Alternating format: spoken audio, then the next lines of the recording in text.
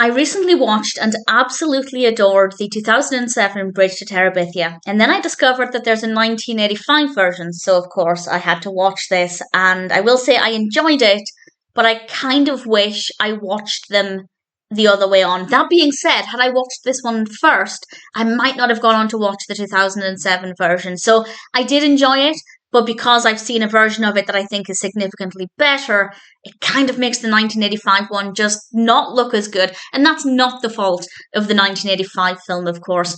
This one is directed by Eric Till. It's written by Katherine Paterson and Nancy Sackett, and of course based on the novel by Katherine Paterson. And we have a cast including Julian Coutts, Julie Beaulieu, I apologise if I've mispronounced that, Tom Heaton and Annette O'Toole. And the story is recognisable. I was wondering, because I hadn't read the novel, I wondered if it would be very similar to the 2007 version. And it definitely is. It's very recognisably the same story about Jess and Leslie. And they are children in the same class at school, and Jess is having problems at home. Leslie is a new girl there, and they form a friendship, and they also create this magical world of Terabithia, and there are various problems and obstacles that they have to overcome in their life. This film is quite a bit shorter than the 2007 one. I'm trying to not directly compare it, but basically that's the entire experience for me, and I feel like if you've seen the 2007 version, it will be very difficult, unless you haven't seen the other one in a very long time, it's very difficult to watch this film without comparing it. But this one is under an hour. It's just under an hour. It was a made-for-TV film, and I did think, are they going to be able to tell the story in that space of time? And the answer is yes, they did. But I don't think certain aspects got enough time on screen. We got enough time to get to know the characters. I feel like we really got to bond with the characters and build up that emotional relationship with them. That was very well done. The characters are well written. The performances are very effective. The Terabithia aspect is good, but one, I think they could have done more with it, and probably would have done more with it had it been a longer film. And two, it definitely isn't as magical as the 2007 version, which is not a surprise. This is 1985. I wasn't expecting it to look the same or feel the same. So again, it's not a criticism of this film, but unfortunately, because the 2007 one exists, this one doesn't look as good. And it's not the only film where this has happened. There are quite a few films where eventually there'll either be a remake or a different studio will do an adaptation, and it makes the older film just look not very good. And unfortunately, that's kind of the case here.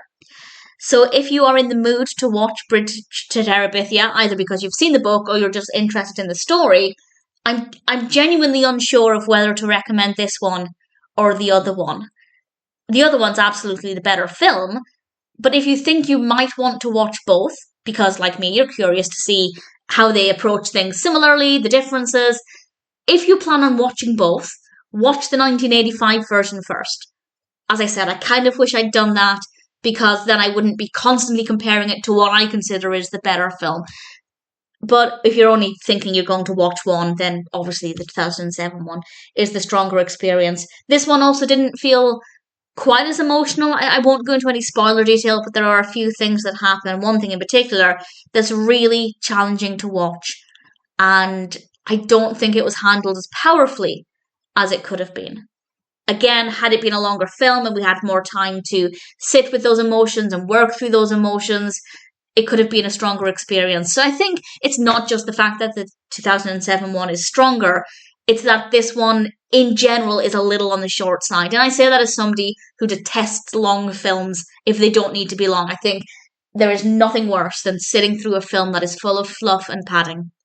But this one needed a little bit extra time. But again, it was made for television. I assume they had a 1 hour slot, so it's not like they had the opportunity to make it longer, I'm assuming. But that is a drawback of the 1 hour, just under 1 hour time. Do I recommend it? Yes, absolutely. If you have read the book and you want to watch an adaptation, I would say watch this one first and then the 2007 version. But as I said, if you don't think you're going to bother watching more than one and you just want to see what the story's like, then yeah, the 2007 one is a much stronger experience. Maybe one day there'll be another remake or another adaptation, and that film will look better than the 2007 one. I feel like it would be hard to beat it, but it's not impossible. Time will tell if that ever happens. I'd watch it. I'd certainly check it out. And for now, I am glad that I watched the 1985 version. The experience isn't as strong as the other one. I wish I'd watched this one first. But as I said, I don't think I would have watched the other version because I didn't love this experience. I enjoyed it. It was good, but it wasn't absolutely incredible. So I don't know if I would have bothered with the other one. I enjoyed the story. I don't need to see it again, but I certainly recommend it. Bridget Terabithia is a strong story. This film has some great performances, well written characters. Visually, it's fine, but again, not as powerful as the other one. It's not this film's fault, it absolutely isn't. It's just an unfortunate circumstance that does affect quite a few films. I feel like if a studio is remaking their own film, it's not so bad. But when a different production company, a different studio adapts something that a different studio did a long time ago, that sucks. It really does suck. It's unfortunate, but either way, on its own, not a bad film, not as strong as it could be, but the 1985 Bridget Terabithia might be one that's still worth a watch.